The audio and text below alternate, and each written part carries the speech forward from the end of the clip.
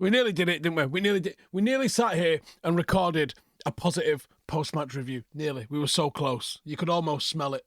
And then in like the 7th minute of injury time or whatever it was, Onana, on the back of the shenanigans before the game, on the back of giving them the lead, decides to give them the draw as well.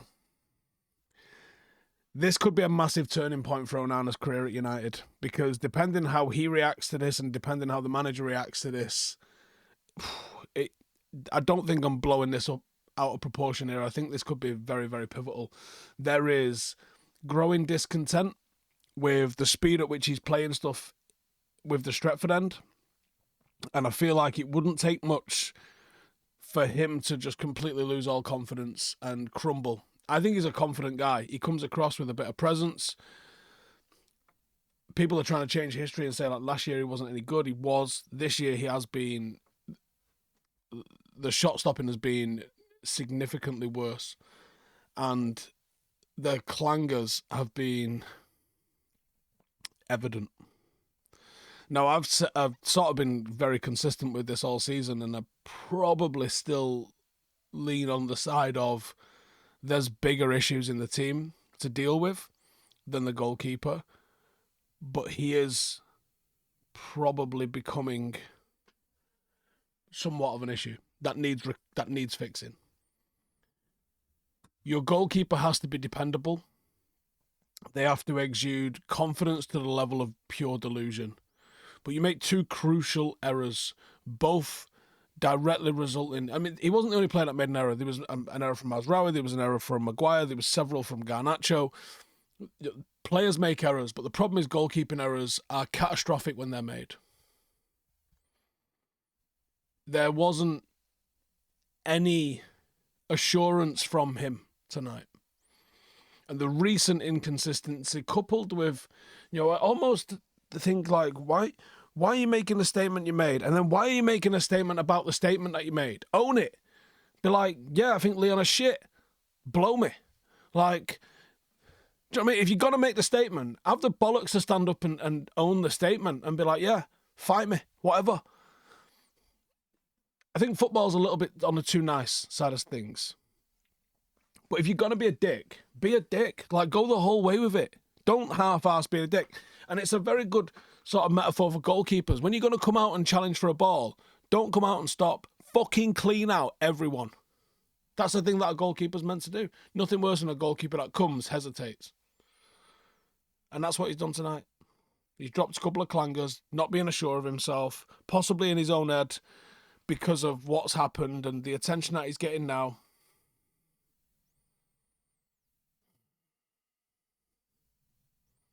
And I thought Zirkzee got us the winner. Late show. Brilliant. Taking that. So Zirkzee obviously came on. 25 minutes, whatever it was. Replaced Højlund, who... It was bold of United to play over an hour with 10 men. That was a bold strategy that didn't pay off in the end. But Zirkzee came on and put himself around.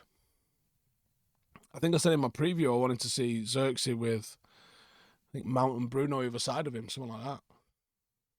And actually, Mount and Mainoo it was towards the end of the game, and we looked like quite positive. Højlund's doing nothing. He isn't scoring. He's having great chances that he's not finishing. He offers zero in terms of link-up. He offers like a clinical level of fuck all at the moment. Just drop him. 0 out of 3 duels win. Like, fucking... He made 2 passes. What did Zirkzee do? Because I'm not 1,000,000% sure, but I'd be pretty confident it was more than fucking 2, and he was on the pitch for 20-something minutes. Fucking 8 out of 9, by the way.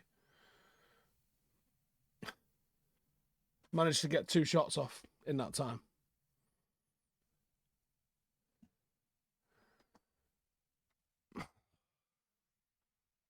The Højlund experiment is going to be the Antony experiment for Amorim. The thing that ends up taking him... The thing that took Ten Hag down was continually playing Antony. I think that's going to take Amorim down will be the continual playing of Højlund, especially if he doesn't get given another striker come the summer, and I'm not sure how that would be. Nice to see Mainoo. He was only involved with 5 passes, but it felt like more than that. It felt like he kind of cut about the place a little bit. Instrumental in pressing for Zirkzee's goal. Lays it off nice for Bruno. Bruno obviously gets the assist. Zirkzee finishes it. Took all 3 of them to make the goal. I thought he looked real lively, and again, playing in that sort of slightly higher role. Nice to see him back. You forget the quality that he's got. Nice to see him getting minutes. Don't expect him to be starting at the weekend. Don't expect Mason Mount to be starting. But again, nice to see Mason Mount coming off the bench and getting some minutes in. That's all kind of positive. Substitutions were right. They pushed it forward. Even Lindelof to a greater or lesser degree. I'd love to know why he's continually bringing centre-halves on. He loves a centre-half substitution more than any manager I've ever seen. But, the subs he brought on, they added something. Mount, Mainoo, Zirkzee, they all came on and did something. So that was good to see. Just the execution wasn't quite there because of mistakes. I think Leny Yoro deserves some props. Obviously the goal, but outside of the goal, level-headed, some real crucial interventions defensively, 93% pass accuracy. He's proving that he can play at the top level for Manchester United, and he's still just 18. Like there's so much to like about him as a player, and I think he'll fill out. And when he fills out, he'll be happy days. I think one who was impressive at weekend and then disappointed today was Casemiro. Only won 1 out of 8 of his duels. Got dribbled past 6 times. Just couldn't dominate that midfield, and actually United couldn't dominate the ball. Possibly because of Casemiro, the way he played, in all honesty. But him and Ugarte just didn't control that midfield in the slightest. We were better when Bruno went a bit further back. But that gave Lyon so much of the ball and so much pressure. Casemiro's still putting in some pretty good performances. Tonight wasn't one of those nights. But he is still putting in good performances. I thought he was excellent, possibly man of the match against City. But wasn't tonight. Maybe he can only play 1 game a week. Maybe that's how you get the season finished with him, is he plays once a week. Now, that being said, I don't know who else plays. Because you've already got players in the starting 11 that shouldn't be starting any games, let alone 1 a week, in Garnacho and Højlund. Garnacho's inconsistency in decision-making, it's been well documented, my thoughts on that.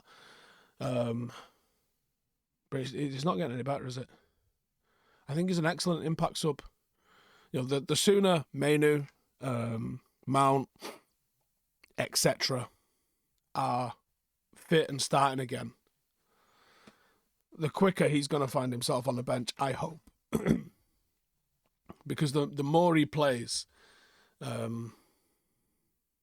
just the worse he seems to be getting. He doesn't seem to be improving, does he?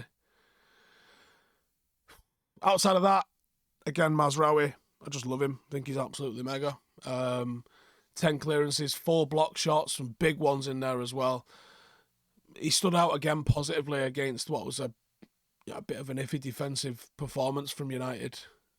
He was assured, prevented further punishment for us. I think he's indispensable. I don't know how and where he plays once everyone's fit, but I know that he should. So yeah, we're this close. I was sitting here thinking, halfway there.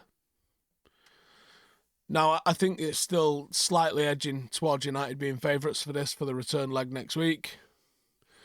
But I'm not as confident with the draw. I mean, I said yesterday I would have took the draw, and I probably would have took the draw. So it ain't bad, but it was still a pretty poor performance from United. But I guess you take a draw, wouldn't you? So I'll take the draw. I mean, I ain't really got a lot of choice, but taking the draw, I guess. Let me know your thoughts in the comments below. And I'll see you with 5 things and the player ratings when we go in depth on that tomorrow. Laters.